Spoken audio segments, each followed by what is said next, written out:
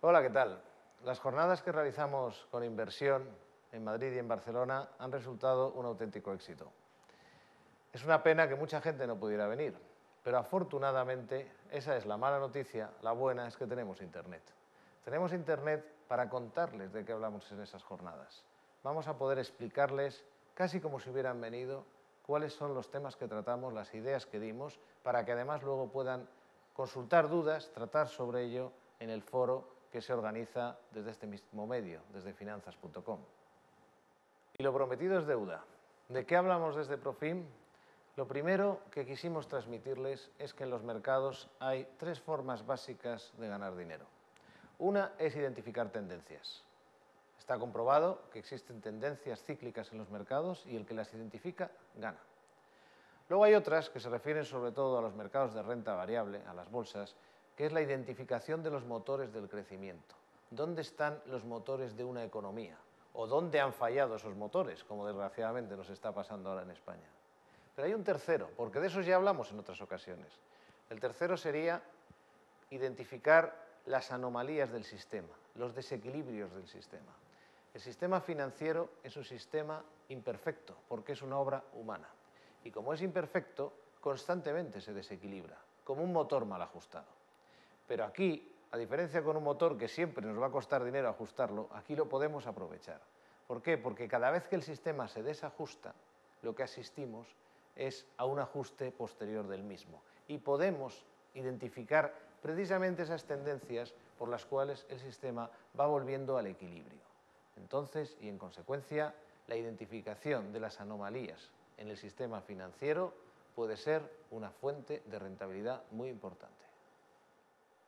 Es muy fácil entender a qué nos referimos como un desequilibrio financiero o una anomalía financiera. ¿A ustedes les parece normal que España, cuando emitía deuda, es decir, cuando pedía dinero prestado en los mercados financieros, lo hiciera al mismo tipo de interés que Alemania? Es igual que si una persona normal o incluso una situación financiera un poco más delicada fuera a un banco, pidiera un crédito y se lo dieran igual que al hombre más rico del país. Es absolutamente anormal, así lo advertimos en su día vía distintos artículos, intervenciones en medios, y es un ejemplo claro de anomalía financiera. Ya saben, por lo tanto, a qué nos referimos con anomalías. Veamos cuáles son esas anomalías ya a futuro, cuáles son las que tendrán que arreglarse en el futuro. ¿Y cuáles son las anomalías que tendrán que corregirse en el futuro? ¿Cuáles son esos desequilibrios que en el futuro se corregirán y que serán oportunidades de inversión o de desinversión, temas que debamos de evitar? Hay una que a mí me llama la atención y que ya les ha llamado bastante la atención a los mercados. ¿Por qué vale más un euro que un dólar? ¿Realmente el euro tiene motivos para ser más caro que un dólar? Recordemos cuáles son los motivos que en economía, primero de economía, si no recuerdo mal, se decían para explicar la fortaleza o debilidad de una divisa. La fortaleza o debilidad de una divisa depende de las expectativas de crecimiento de la economía de esa divisa, es decir, de la zona geográfica a la que representa o del país al que representa. También dependían y dependen de cuál es el liderazgo político que hay detrás de esa economía. Y dependen, por supuesto, de los tipos de interés, de cómo vayan a ser los tipos de interés. Tipos de interés elevados atraen dinero, tipos de interés bajos retiran dinero. Esos son los tres elementos que definen la fortaleza de una divisa. Analicemos los tres factores de los que depende la fortaleza o debilidad de una divisa. La fortaleza de su economía. ¿Estados Unidos es más débil ahora económicamente que Europa, como refleja la cotización del euro? Para nada. Está creciendo al 3,8% frente al escaso 1% que puede crecer Europa. Luego el liderazgo político. ¿Hay más liderazgo en Europa que en Estados Unidos? ¿Es más líder el quintumvirato de gente que manda aquí que el líder norteamericano? Es decir, aquí manda el presidente de la Comisión, el señor Barroso, el presidente de Van Rompuy, el presidente temporal, que es el señor Zapatero, pero luego quien manda de verdad la señora Merkel y el señor Sarkozy. ¿Eso es liderazgo frente a lo que pasa en Estados Unidos? Y por último, los tipos de interés. Van a subir más los tipos de interés aquí que en Estados Unidos, pero por Dios, Europa será afortunada si no cae en la deflación que, por ejemplo, va a caer España. ¿Cómo van a subir los tipos de interés en una situación de deflación? La conclusión está muy clara y es la misma que dijimos a primeros de año. Un euro tiene que ir valiendo menos hasta coger su verdadero valor y es mucho más interesante invertir en dólares tanto a 10 meses como probablemente a varios años vista, por lo menos hasta que Europa solucione sus problemas o cambie de clase política dirigente. Otro desequilibrio.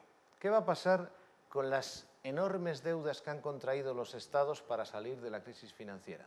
Decidieron que la forma de solucionar el problema era obviamente la más fácil, emitir deuda. ¿En qué va a acabar todo eso? Yo se lo adelanto. Va a acabar en un realineamiento de los tipos de interés. Habrá gente que pagará mucho más por sus deudas, como ya está ocurriendo. Habrá gente o empresas o países que pagarán menos, pero también podría acabar en algo bastante peor. Esperemos que no sea el caso, pero podría llevar al mundo a una recesión, sobre todo a Europa, a una recesión muy profunda. Realineamiento de los tipos de interés, cambios en la economía mundial, en el crecimiento mundial, todo ello afectará y en nuestra opinión la conclusión sería: hay que apostar en deuda por los nuevos ricos, por los que ahora son solventes, que antes no lo eran tanto, como puede ocurrir en los países emergentes, por países con credibilidad como son los Estados Unidos, evitar los que cada día tienen menos y apostar a la hora de invertir por aquellos países menos endeudados que no tendrán esa mochila, ese lastre de deuda que sí tendrán otros. Y por último, aunque no es el único, pero de los que hemos tratado en estas jornadas, un desequilibrio que se basa en una desigualdad. ¿Por qué los chinos no se van a lavar los dientes?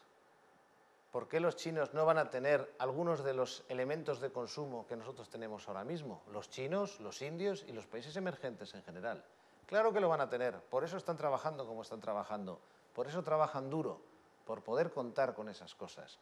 Y eso va a cambiar muchísimo las perspectivas de inversión. Quien haga cosas que ya hacen los chinos o los indios o los mercados emergentes en general y las haga en Occidente, no tiene futuro. Quien haga cosas, productos, ofrezca servicios que necesiten los mercados emergentes, sí que lo tiene. Ahí tenemos una nueva oportunidad de inversión en ese desequilibrio, en esa desigualdad que, por supuesto, se va a ir solucionando. Solo me queda agradecerle su asistencia física, su asistencia virtual. Solo me queda agradecer a Inversión esta iniciativa y solo me queda recordarles que aquí no acaban las jornadas, no acaban el jueves. Las jornadas continúan en los foros que se van a desarrollar en finanzas.com. Espero que los disfruten, espero que resuelvan ahí sus dudas y con esto me despido. Muchas gracias y hasta la próxima.